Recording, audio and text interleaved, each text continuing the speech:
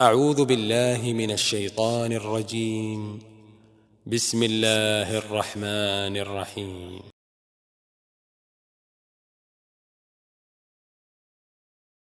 موسیٰ رضی اللہ تعالی عنہ نے حضرت عبداللہ بن مسعود سے کہا کہ اگر ایک شخص کو غسل کی حاجت ہو اور مہینہ بھر پانی نہ پائے تو کیا وہ تیمم کر کے نماز نہ پڑھے؟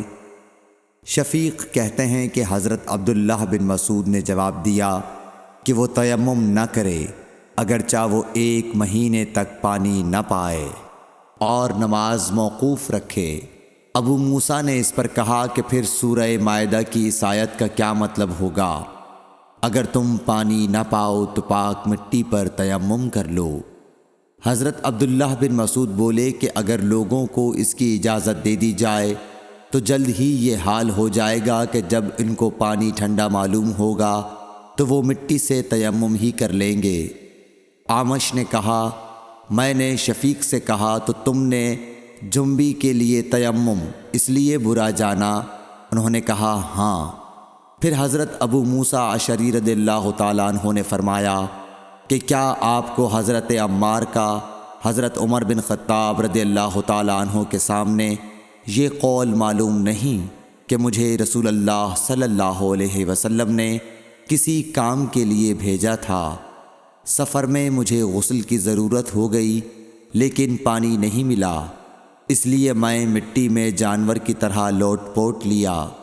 پھر میں نے رسول اللہ صلی اللہ علیہ وسلم سے اس کا ذکر کیا تو آپ نے فرمایا کہ تمہارے لیے صرف اتنا کرنا کافی تھا، اور آپ نے اپنے ہاتھوں کو زمین پر 1 مرتبہ مارا، پھر ان کو جھاڑ کر بائیں ہاتھ سے داہنے کی پشت کو مل لیا یا بائیں ہاتھ کا داہنے ہاتھ سے مسح کیا، پھر دونوں ہاتھوں سے چہرے کا مسح کیا۔ عبداللہ نے اس کا جواب دیا کہ آپ عمر کو نہیں دیکھتے کہ انہوں نے عمار کی بات پر قناعت نہیں کی تھی؟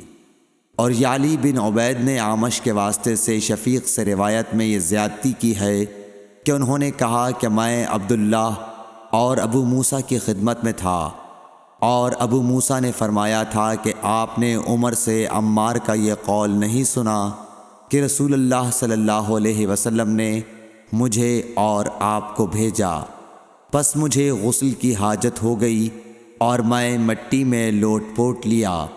پھر میں رات رسول اللہ صلی اللہ علیہ وسلم کی خدمت میں حاضر ہوا اور آپ سے صورتحال کے متعلق ذکر کیا تو آپ نے فرمایا کہ تمہیں صرف اتنا ہی کافی تھا، اور آپ نے چہرے اور ہتھیلیوں کا 1 ہی مرتبہ مسح کیا۔ صحیح بخاری حدیث نمبر 347۔ عمران بن حسین خزائی سے روایت ہے کہ رسول اللہ صلی اللہ علیہ وسلم نے ایک آدمی کو دیکھا کہ الگ کھڑا ہوا ہے اور لوگوں کے ساتھ نماز میں شریک نہیں ہو رہا ہے۔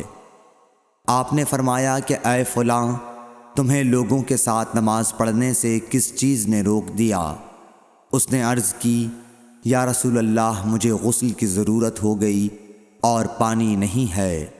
آپ نے فرمایا پھر تم کو پاک مٹی سے تیمم کرنا ضروری تھا، پس وہ تمہارے لیے کافی ہوتا۔